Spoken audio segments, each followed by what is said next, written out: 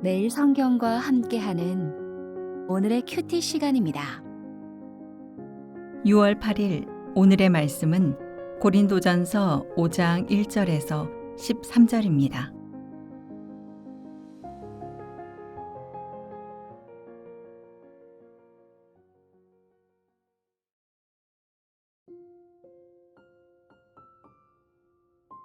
너희 중에 심지어 음행이 있다 함을 들으니 그런 음행은 이방인 중에서도 없는 것이라. 누가 그 아버지의 아내를 취하였다 하는도다. 그리하고도 너희가 오히려 교만하여져서 어찌하여 통한이 여기지 아니하고 그 일 행한 자를 너희 중에서 쫓아내지 아니하였느냐.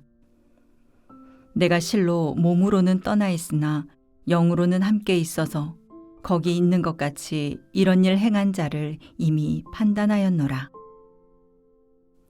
주 예수의 이름으로 너희가 내 영과 함께 모여서 우리 주 예수의 능력으로 이런 자를 사탄에게 내주었으니 이는 육신은 멸하고 영은 주 예수의 날에 구원을 받게 하려 함이라. 너희가 자랑하는 것이 옳지 아니하도다. 적은 누룩이 온 덩어리에 퍼지는 것을 알지 못하느냐. 너희는 누룩 없는 자인데 새 덩어리가 되기 위하여 묵은 누룩을 내버리라. 우리의 유월절 양 곧 그리스도께서 희생되셨느니라. 이러므로 우리가 명절을 지키되 묵은 누룩으로도 말고 악하고 악의에 찬 누룩으로도 말고 누룩이 없이 오직 순전함과 진실함의 떡으로 하자. 내가 너희에게 쓴 편지에 음행하는 자들을 사귀지 말라 하였거니와 이 말은 이 세상에 음행하는 자들이나 탐하는 자들이나 속여 빼앗는 자들이나 우상 숭배하는 자들을 도무지 사귀지 말라 하는 것이 아니니 만일 그리하려면 너희가 세상 밖으로 나가야 할 것이라. 이제 내가 너희에게 쓴 것은 만일 어떤 형제라 일컫는 자가 음행하거나 탐욕을 부리거나 우상 숭배를 하거나 모욕하거나 술 취하거나 속여 빼앗거든 사귀지도 말고 그런 자와는 함께 먹지도 말라 함이라. 밖에 있는 사람들을 판단하는 것이야 내게 무슨 상관이 있으리오마는 교회 안에 있는 사람들이야 너희가 판단하지 아니하랴. 밖에 있는 사람들은 하나님이 심판하시려니와 이 악한 사람은 너희 중에서 내쫓으라. 오늘 본문은 충격적인 사실 하나를 우리에게 전해줍니다. 초대교회 안에, 고린도 교회 안에 근친상간의 죄가 벌어졌다는 것입니다. 그런데 바울은 이 죄 자체에 대해, 범죄자에 대해 더 길게 언급하지는 않습니다. 바울이 짚고 넘어가는 것은 교회의 태도입니다.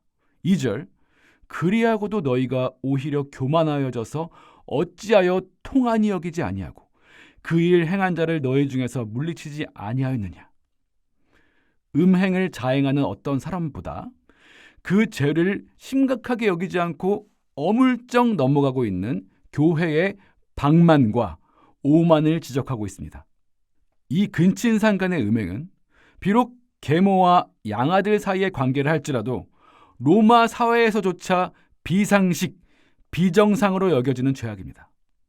세상 사람들도 세상의 눈총이 무서워서 함부로 지을 수 없는 죄이고 이런 죄를 저지르면 세상에서 그에 상응하는 사회적 대가를 치르기 마련인 죄입니다.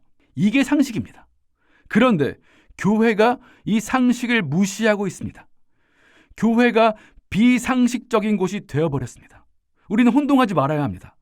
교회는 세상의 상식을 초월한 초상식 공동체이지 상식에 미치지 못하는 비상식적 공동체가 아닙니다. 세상 사람들이 예의와 품위와 교양 안에서 상식적으로 행하지 않을 일들이 교회 안에서 벌어지는 것을 우리는 종종 목격합니다. 혹자는 오늘 이 시대를 교회가 세상을 향해 근심해야 하는데 도리어 세상이 교회를 걱정하는 시대라고 평하기도 합니다. 하지만 교회는 더욱더 견고한 벽을 쌓아 올리고 세상의 상식을 무시하곤 합니다. 상식적으로 간단한 문제를 세상과는 다른 교회의 법과 방식과 말씀으로 풀어야 한다고 말을 돌리고 말을 바꾸고 시간을 끌고 은폐하고 2차, 3차 가해를 합니다. 바울은 이 같은 교회의 모습을 뭐라고 지적합니까? 그리하고도 너희가 오히려 교만하여졌어. 교만입니다. 도덕 불감증은 영적 오만에서 올 때가 많습니다. 성령으로 충만하다고 자부하는 사람이 도리어 자신의 비상식적 언행과 도덕적 일탈에 대해서는 관대한 것을 봅니다. 고린도 교회도 그랬습니다. 자신의 욕망을 지도자에게 투영하며 패거리 놀이를 했죠.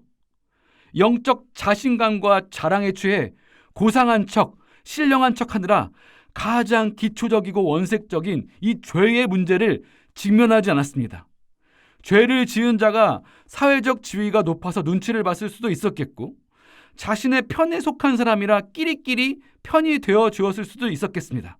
결국 외양만 교만해서, 결국 겉모습만 교만해서 속이 느슨했습니다. 화려한 종교 수사와 종교 기술로 죄의 추악함을 은폐하려 했습니다. 이 고린도 교회가 얼마나 교만하냐면 바울이 부재하기 때문에 바울의 말을 들으려 하지 않고 있습니다. 이게 4장 18절 내용이었죠. 그런데 바울은 말합니다. 자기가 몸으로 떠나 있어도 영으로 이 문제에 관여하고 있으니 신속하게 처리하라고요. 이렇게까지 단호하게 바울이 말하는 이유는 두 가지입니다. 첫째, 5절. 이런 자를 사탄에게 내어주었으니 육신을 멸하고 영은 주 예수의 날에 구원을 얻게 하려 함이라. 사단에게 내어준다는 것은 사탄이 통치하는 영역인 교회 공동체 밖으로 출교하는 조치를 말합니다. 여기서 육신이란 죄를 짓게 하는 성향으로 해석해야 할 것 같습니다. 바울의 의도는 이렇습니다.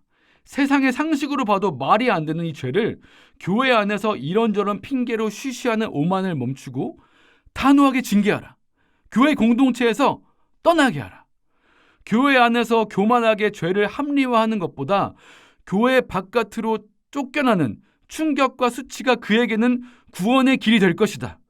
죄의 세력이 활동하는 육신과 투쟁하고 그 죄의 성향을 멸하여 다시 교회 안으로 돌아가려는 희망을 품을 수 있는 유일한 방법이 될 것이다. 비상식적인 용서보다 상식적인 징계가 공동체를 위로하고 개인을 살리는 길이 될 것이다. 둘째, 6절. 너희의 자랑하는 것이 옳지 아니하도다. 적은 누룩이 온 덩어리에 퍼지는 것을 알지 못하느냐. 자랑하는 것이 옳지 않다. 고린도 교인들은 근친상간의 이 죄악 앞에서 도대체 뭘 자랑하고 있었을까요? 용서, 사랑, 은혜 등만 앞세우다가 도덕적 감수성을 잃어버리고 있었던 건 아니었을까요? 우리는 모두 죄인이니까 누구나 지을 수 있는 죄이지요. 혹은 개인의 일탈인데 공동체 전체의 문제를 확산시켜 너무 시끄럽게 만들면 덕이 되지 않죠. 라면서 신앙의 연륜을 과시하고 있진 않았을까요? 바울은 악의 파급력을 경고합니다. 그 어떤 자랑할 만한 신학적 지식보다 이 상황에서 우선되어야 할 것은 악의 전염성을 막는 일이라는 것입니다. 악을 방치하고 악이 점점 더 자연스러운 현상이 될수록 죄에 대한 마음은 느슨해집니다. 공동체의 거룩함은 신압으로 훼손됩니다. 어제에 이어 오늘도 오직 은혜에 대해서 또 강조드려야겠습니다. 오직 은혜로 구원받았다라는 것은 은혜로 용서받을 것이니 이 정도 죄쯤이야 넘어갈 수 있다는 합리화의 도구로 훼손될 수 없습니다. 오직 은혜라는 말은 우리가 세상의 누룩으로 빚어져 구원받은 게 아니다. 세상의 누룩은 완전히 폐기되었고 오직 은혜로 완전히 새로운 반죽이 되었다라는 뜻입니다.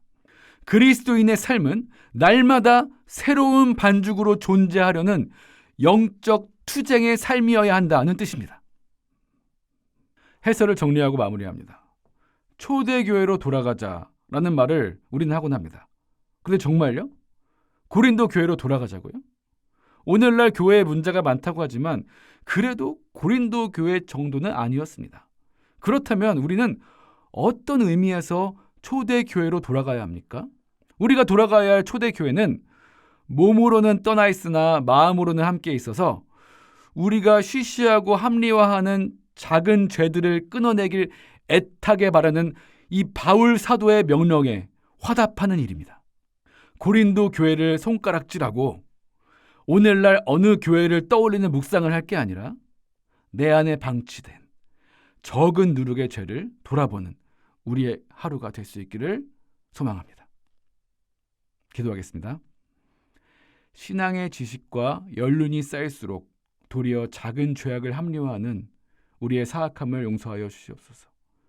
내 안의 죄를 먼저 회개하고 다른 이의 죄를 덮어주는 오늘 우리의 하루가 될 수 있도록 인도하여 주시옵소서.